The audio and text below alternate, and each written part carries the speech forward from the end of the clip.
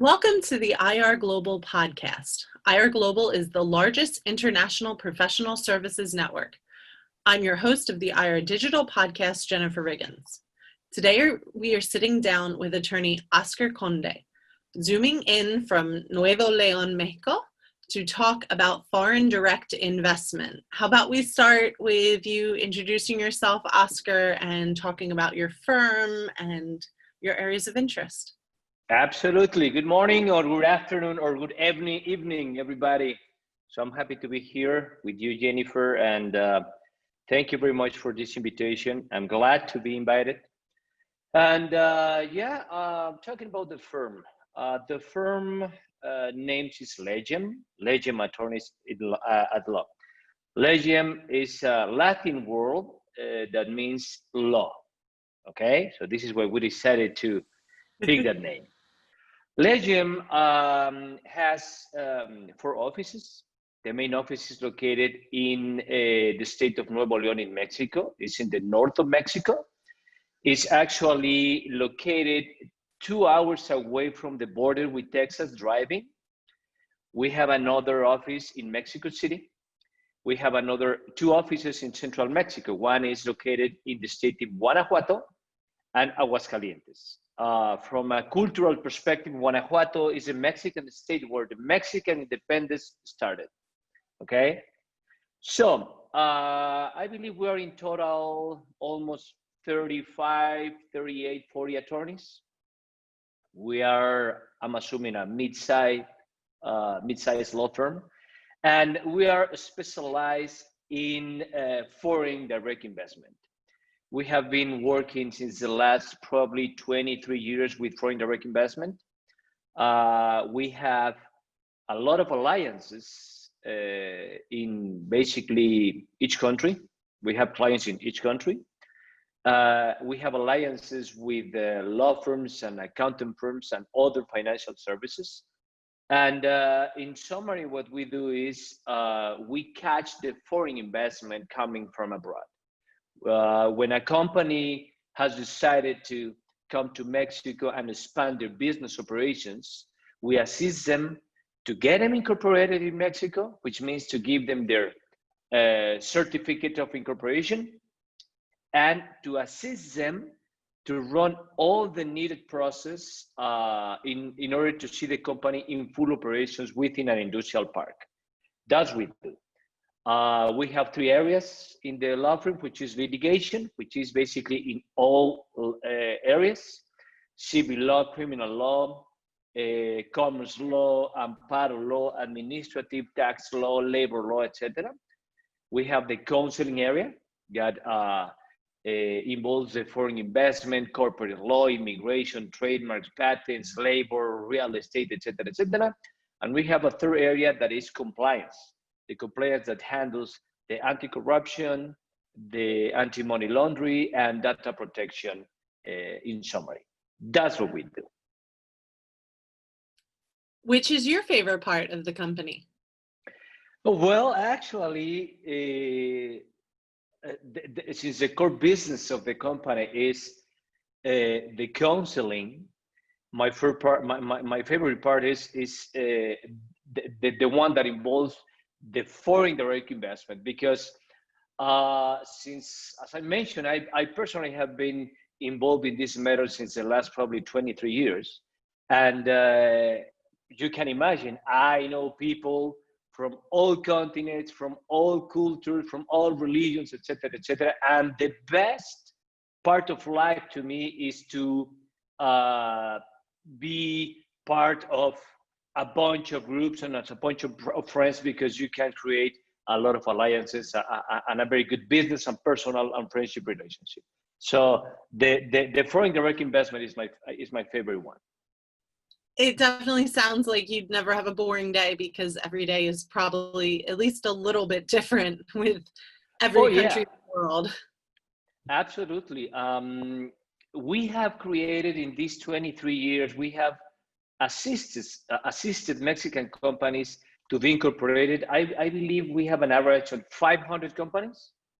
So fortunately for us, that companies do not have any in-house attorneys. So we are the attorneys for these 500 companies, and we are in a permanent basis incorporating Mexican corporations. I believe an average between 3-5 companies per month. So that 500 increases every month. And you can imagine, we have clients that ask us for very simple matters like, I need these certified copies, and companies that wants to buy other companies or to sell assets or to sell the company. So we always have a very, very interested days in summary. Do you have a niche? Are there certain types of companies that look to invest in Mexico? Why would they target Mexico of all places to build or expand their business? Yeah. Mexico is been very, very strong in the automotive industry. The central of Mexico, the states in central Mexico, which are Querétaro, Guanajuato, Aguascalientes, San Luis Potosí, those states have created, or they are intending to create a specific area in order to house all of the automotive industry. The English word for that area is cluster. So Guanajuato State and San Luis Potosí State, Querétaro, they are in negotiations, states, the governors, in order to create a region, a cluster in that states, in order to promote the automotive industry. In central Mexico, we have plants for example, GM Motors, Chrysler, BMW, and Ford, the biggest automotive industries in the States. They have their plants in Mexico. So the automotive industry is one of the strongest industries in Mexico. And I believe probably the 80% of our clients are involved in that industry. So automotive industry and aerospace industry is also strong. Querétaro State houses that specific industry. Oh, definitely interesting. I wonder if the industries are changing right now in the pandemic time, maybe shifting, more people are buying cars and less people are flying, or? Yeah, absolutely. What is happening now is that the federal government in Mexico releases certain rules in order to face this pandemic situation. And we have a traffic light, weekly traffic light that basically informs the states whether they can continue doing their activities or not. Nowadays, the traffic light is getting better. Most of the states in Mexico can, or the companies in Mexico can do their activities. During the pandemic situation, I believe from March maybe 16 or March 20 through June, the only essential activities in Mexico were authorized to continue doing business. And the automotive industry was part of that essential activities together with the construction. But it was limited from March to June this year, but now they are in full operation, so there's no additional problem with them. It's interesting because we get this idea that Germany is cars or Detroit was cars in the US. Why do we not, maybe I'm naive, but I'm not hearing as much about the Mexican automotive industry, except when we're talking about NAFTA or whatever it's called now. But why are companies continuing? It looks like it's growing faster and faster. Why do you think automotive and then secondarily aerospace are growing so fast and attracting so much foreign investment in Mexico? The main reason of that is because of the labor force is cheaper than in other countries. So that's one of the main reasons, because again, that labor force is cheaper, and the Mexican federal government has releases, not now, from other years, they have released some specific programs that basically are focused in the promotion of export of products, and that kind of programs allows the companies in Mexico to do business with companies abroad, but the programs allows the Mexican company to import products without paying some certain taxes of importation and other benefits that are granted when you have applied and gotten that type of licenses. So this is why it is good to come to Mexico because of that programs, because of the government. We need to know first that the foreign investment law in Mexico is a very, very old law. That law was released in 1934. So since 1934, Mexico is trying to do business with everybody. And this is why it is very, very important for Mexico to continue the promotion of the expanding business in Mexico. And again, this is why the federal government has been releasing and maintaining these kind of programs in order to catch foreign direct investment from any type of the world. That's very interesting because obviously I'm sure it's cheaper labor, but there's certainly many countries in the world, at least 50 or more, that would have cheaper labor. So there must be some sort of skilled labor about it, but it sounds like a lot of it is the law in Mexico that attracts the foreign direct investment. The very ancient law in terms of that law was actually released by Porfirio Diaz.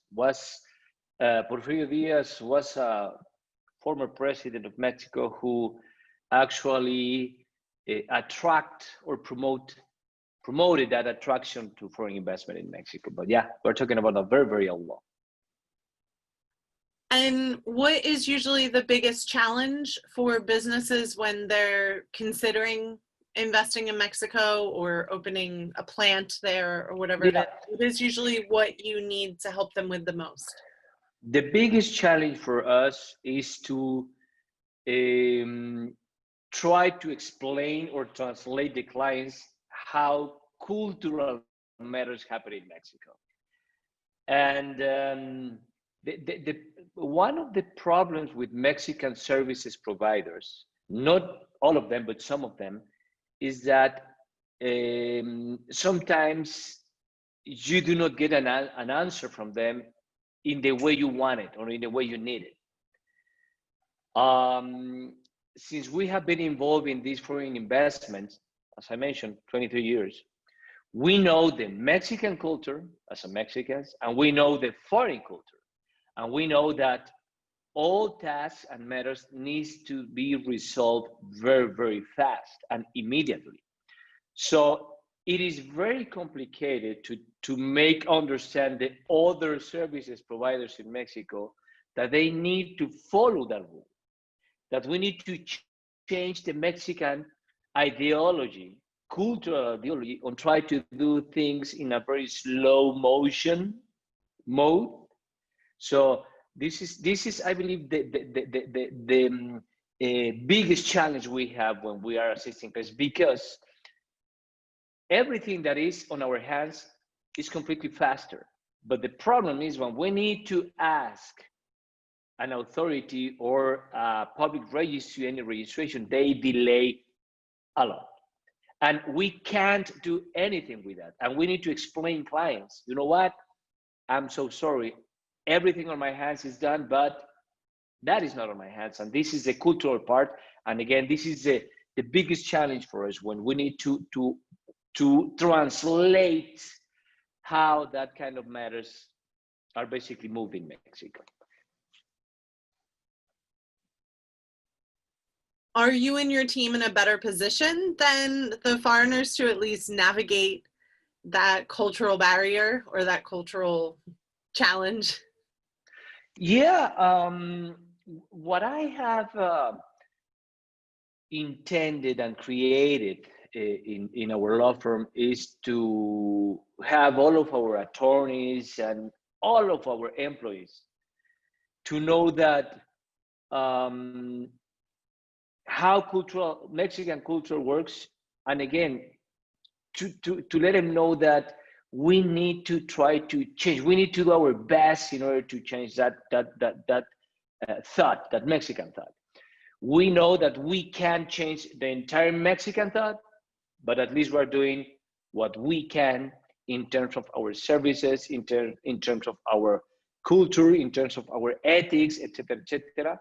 That is very, very good recognized because the firm has been receiving awards. We have received for 2 consecutive years the #1 foreign direct investment law firm of Mexico.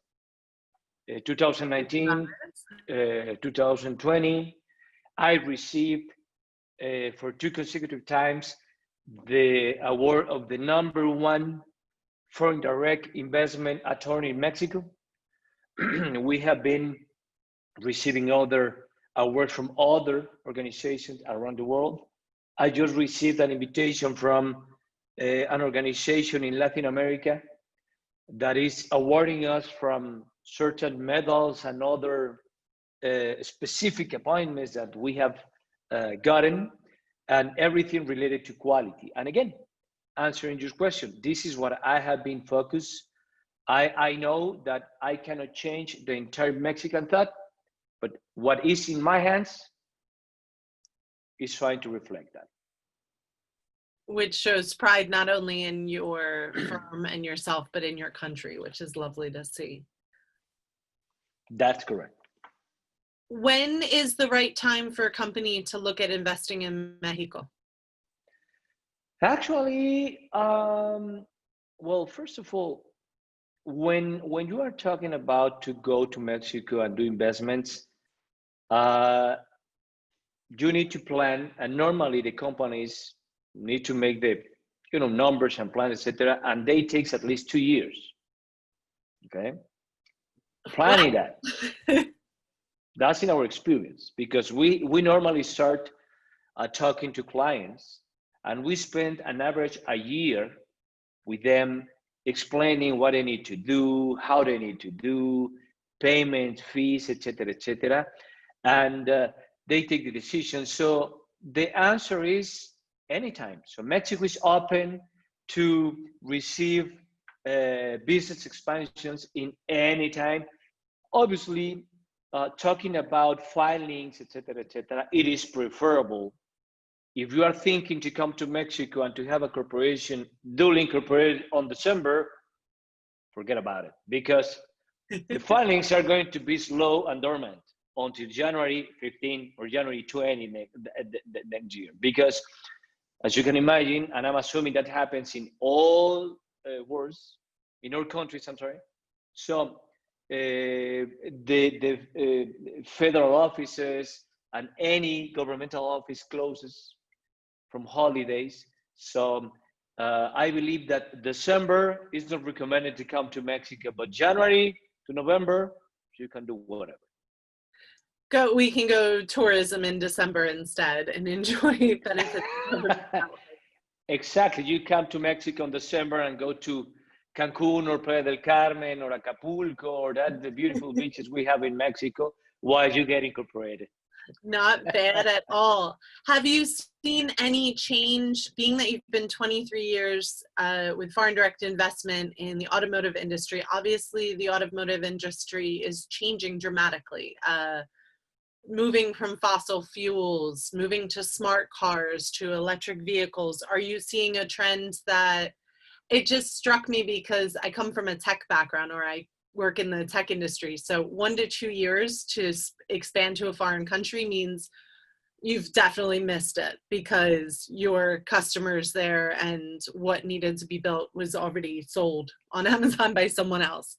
But are you seeing a trend in different technological advancements? There's a lot of smart cars now and electric cars and things. Are you seeing that different kinds of companies, or maybe smaller companies, or even the Teslas, are looking at Mexico instead of just the big names we all know in the automotive industry?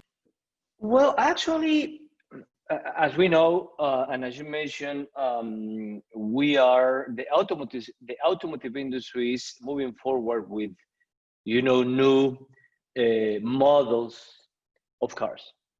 And when I say models, I mean the smart cars, etc., etc. But mm, I mean, the current Mexican automotive industry remain the same. They are, I'm assuming, implementing that kind of new production lines in order to get that specific brand new cars or brand new smart cars, etc., etc. But that is not nowadays a huge impact in Mexico. We know some cars are having that technology, but it is not the 100% of that smart cars in Mexico. So they are continue doing the cars that they are doing since, I don't know, forever. But the interesting part from our services, talking about this matter, is that we have clients that do everything for GM, for Chrysler, for whatever. We have clients that does the drive lines of the cars. We have clients that does some specific sunroofs for cars. We have clients that does the seat belts for cars. So we have basically the clients that do everything for that automotive industry. But again, in response to your questions, the automotive industry is thinking to move forward with this new technology, but it is not 100% of the production nowadays. To be fair, I don't know that many people driving electric or even hybrid vehicles yet. But I live in London, so why would people drive anyway? But or do you see anything like robotics manufacturing or anything? Because I know there's a lot of automating in the pipeline. Yeah.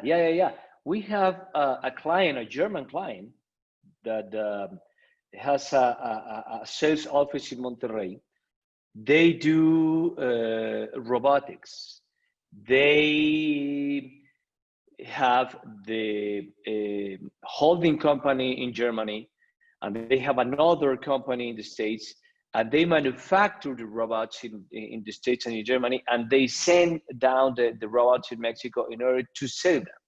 And some of our clients that are involved in this automotive industry buy or have bought these kind of robots in order to help or to get help in the production lines, etc., etc. But again, focus in the automotive industry, basically. Yeah, but yeah, that's also another interesting part of these specific services that we provide. Super interesting. There's super interesting stuff with the automotive. Well, the assembly line's the first mode of production of anything in automobile. Ford's assembly line, and it's changed the world, and Toyota's cards and Kanban and everything. So it's actually the automotive industry, while being manufacturing, affects every part of the world. So it's super fascinating business to be in. Do you have any client success stories you want to talk about, or talk about a customer that maybe you've taken through the process and what they Yeah. Well, for example, I'm going to give you the details on what you need to do when you're trying to expand your business in Mexico. I'm going to try to summarize this. The first step, once you have decided to come to Mexico, the first step is to pick a name, to pick the name of your company. Most of our clients decide to use the same name they use abroad. In Mexico, for example, I'm going to use the IR Global name. But if you want to come to Mexico, for sure you're going to pick the name IR Global Mexico or IR Global de Mexico. IR works because it means to go global. Ir. It kind of works in Spanish. Exactly. So the first step is to pick a name. Once you have decided for your name, you need to file an application to the Ministry of Economy. The Ministry of Economy is the one that grants you the authorization to use that name. The only reason why the Ministry of Economy may deny that application is because there is a current company in operations using that name, or because another company that is not in operations has previously reserved that name, okay? So once you have granted that authorization, you have 180 days to go and incorporate the company, okay? So the second step is to draft the bylaws of the company, the incorporation deed, that basically is going to govern the form of the corporation. I mean, you need to pick the legal regime. In Mexico, it's a common practice to create SA corporations, which is like a stock corporation in the United States, and limited liability corporation, which is Sociedad de Responsabilidad Limitada, okay, in Spanish. So those are the most common legal regimes widely used in Mexico in order to create Mexican companies. So once you have drafted your bylaws and decided who is going to manage the company, where the company is going to be located, etc., you need to go before a Mexican notary with your authorization to use your name and to sign the incorporation deed. There are certain rules. If the partners of the shareholders are not located in Mexico, you can use powers of attorney that needs to be formalized with certain protocols, etc., but you need to comply with that specific rules in order to get the company incorporated. Once you have gotten your incorporation deed, you need to hire an accountant, because the accountant is going to do the registration before the Mexican taxpayers registry of the company, and is going to file the monthly and quarterly and annually reports that are mandatory by tax law. So this is why you need to hire an accountant. And once you have gotten your Mexican tax ID, you are authorized to issue facturas, bills, which is most important matter for a company to do business, okay? So after that, you need, normally at that time the company has decided where they need to be located. They have hired a real estate broker in order, to identify places, etc. But that specific place is going to be preferably linked to the logistics of the company. So it depends where the company has their main clients. For example, some clients are located in the Pacific, some others in central Mexico, some others in the north, some others in the southeast of Mexico, but it depends on the logistics they need to pay or run in order for them to sell their products and to have their products arriving to the final customer client. So this is why it's important to pick a very good real estate broker in order to pick a very, very good place in terms of that logistics. And once you have everything, you need to run some processes recommended by law, which is to sign bargaining agreements in order to get your plant protected, and not only protected, in order for your employees to be protected, that they receive the rights and obligations and benefits that are mandatory from Mexican labor law. So once you do that, you need to register trademarks or patents, if you have those, to be registered in Mexico. So it is important to do that kind of filings. But in summary, again, you need to get an authorization to get incorporated, and then to sign your incorporation deed, to hire an accountant, and start to doing business. It's obviously important to have an attorney or to receive legal services, because most of our clients are using their templates abroad in order to do business in Mexico, but they need to know that we can use that kind of templates or contracts, but they need to mirror what Mexican law requires. So most of the times we ask the clients to send us their contracts, and we Mexicanize those contracts, including, regulations mandatory by law in order to get the client protected. But that's what you need to do in summary. And I guess when you talk about your network, your alliances, are often the main point of contact, and then you help them find the right accountants, the right real estate agents, the right notaries, or maybe there are also, I guess, at least in the US, a lawyer can be a notary.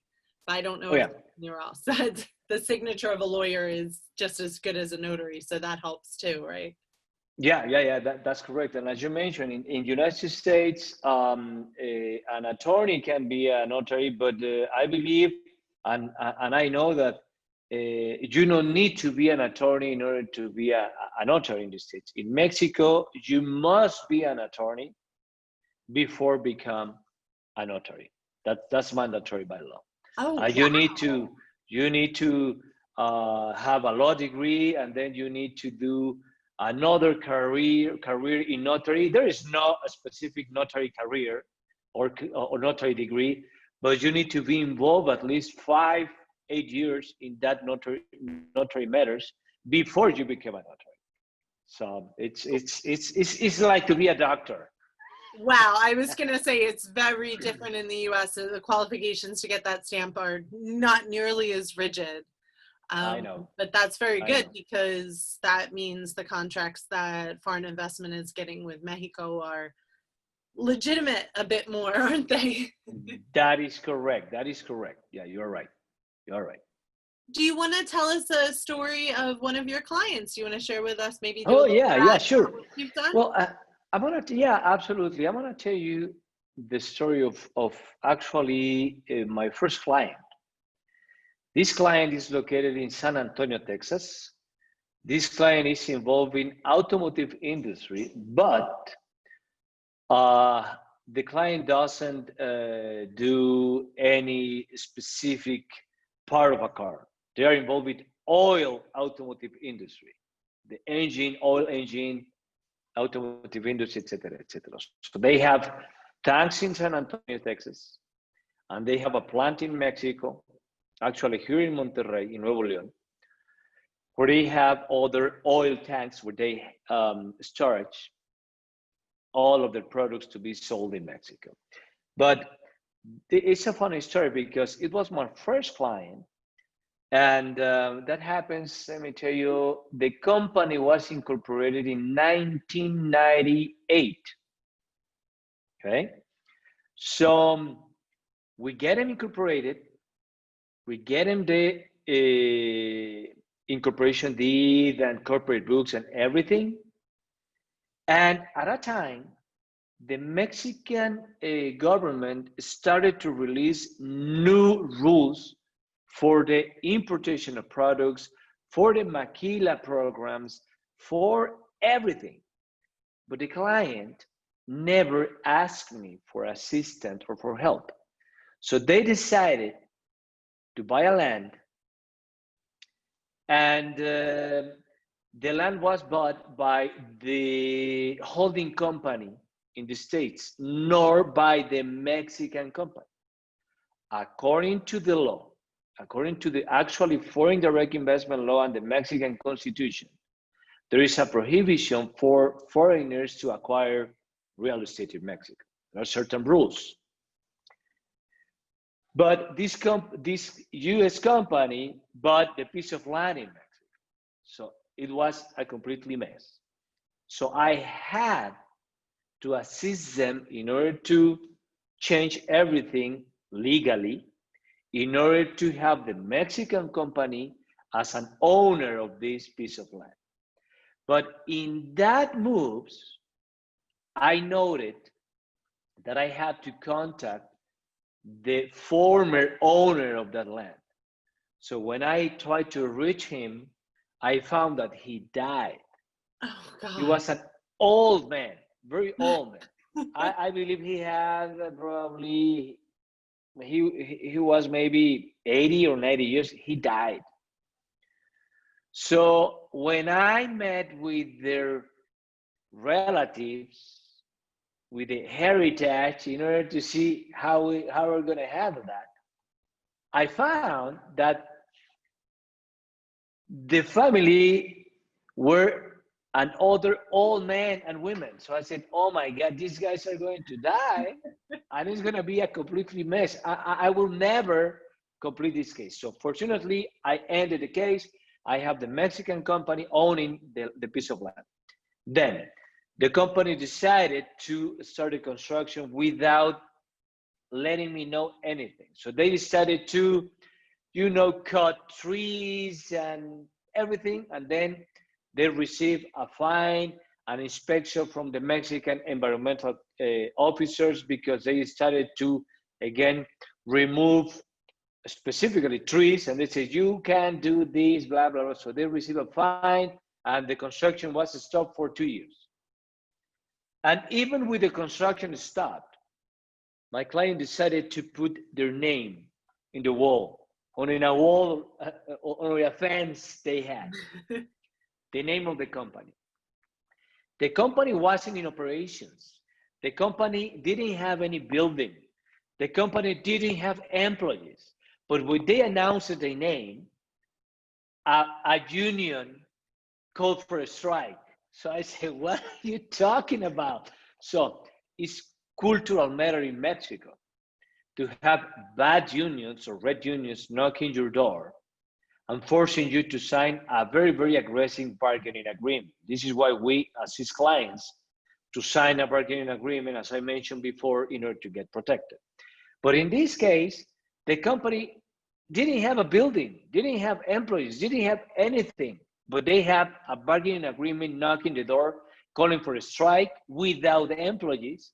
But the strike was in order to force the company to sign a bargaining agreement with them. So I had to move very fast in order to, get rid of this union, bad union, and we did it. And that was a scare for our client. Then we decided, I believe 8 years after the company was incorporated, the company finally started operations.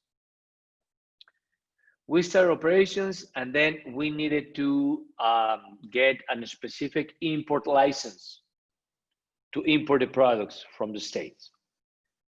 So we got them, and suddenly the custom broker needed to use a specific card to do importations of products, but according to a specific rule. But the custom broker made a mistake, and the specific program for importation of products was canceled or suspended. So the client called me, it's impossible to do business in Mexico because everything I do is a completely mess, and I get a fine and blah, blah, blah, blah. So finally we got everything, and when the client finally imported the products came from United States, and they received an inspection in the custom area, in the border, and the inspector said that the oil was altered and they need to pay a fine. I said, you know what? You don't need an attorney. You need a wizard in order to make, something with you and with your company, because everything you do is a mess. But it was funny at that time. Well, it was complicated. Now I laugh because of that stories. But believe me, it was kind of, oh my God, how I'm going to explain the client, as I mentioned before, that this is part of the cultural matter in Mexico. And these guys are coming to do business in Mexico in a friendly way, in a fair way, and they are being receiving with these strikes without having employees, without having a building. It's like, oh my God. But it's a funny story. And obviously, I have learned a lot of that story. Clients have learned a lot of that story. And this is why we know now what to do and how to handle the matters in an excellent way in order to avoid these kind of problems to our clients. That's a good story. That is really jumping in the deep end for your first client. It could Yeah. people question their line of work. But Oh, yeah. yes, it really drives home, and it's a good story that drives home that you really need locals negotiating with, selling to locals. It really matters that. Yeah, absolutely, absolutely. If a company abroad is trying to do business in Mexico without having any advisory from an attorney, accountant, etc., it's a suicide. So it is not recommended because, again, you need to know the Mexican culture. You need to know the local culture, not only Mexican, because each state has its own culture. So you need to know that specific situations. Fortunately for us as an attorney in Mexico, once you have received your degree, you're allowed to practice in the entire country. So, and I personally have close and good business relationship with union representatives along the country, because my intention is to keep our clients safe and without any problem. Okay, so this is why I know a lot of union representatives. I know a lot of Mexican officers. I mean, when I say I know, I mean in a good and fair situation, because it's in order to try to provide our clients the best assistance as possible. Pues muchas gracias, Oscar, por esta conversación. It's wonderful to learn more about how to best go about what sounds like a wildly complicated but very intriguing and exciting foreign direct investment, and especially why Mexico is probably a really good place, it seems, to invest right now, especially if you're in the automotive or aerospace manufacturing or the ancillary industries. And thank you to our listeners. These IR digital podcasts are meant to be educational resources from experienced lawyers like Oscar, accountants, and financial advisors with extensive knowledge on topics you as professionals need to know more about. To learn more about IR Digital and its services, please visit irglobal.com. And if you found this episode useful, please consider sharing it. And if our listeners want to get in touch with you, Oscar, and learn more about your law firm and about FDI, as I've learned it's called, and they have any questions, how can they contact you? Well, they can contact us through our webpage, which is, www.legem.mx. When clients or if people wants to learn more about or in detail of our services, they can reach that webpage and they will find out everything we do. And they can send me a direct email to my email, which is Oconde, OCONDE @legem.mx. In summary, I think that's the best ways to get in touch with us.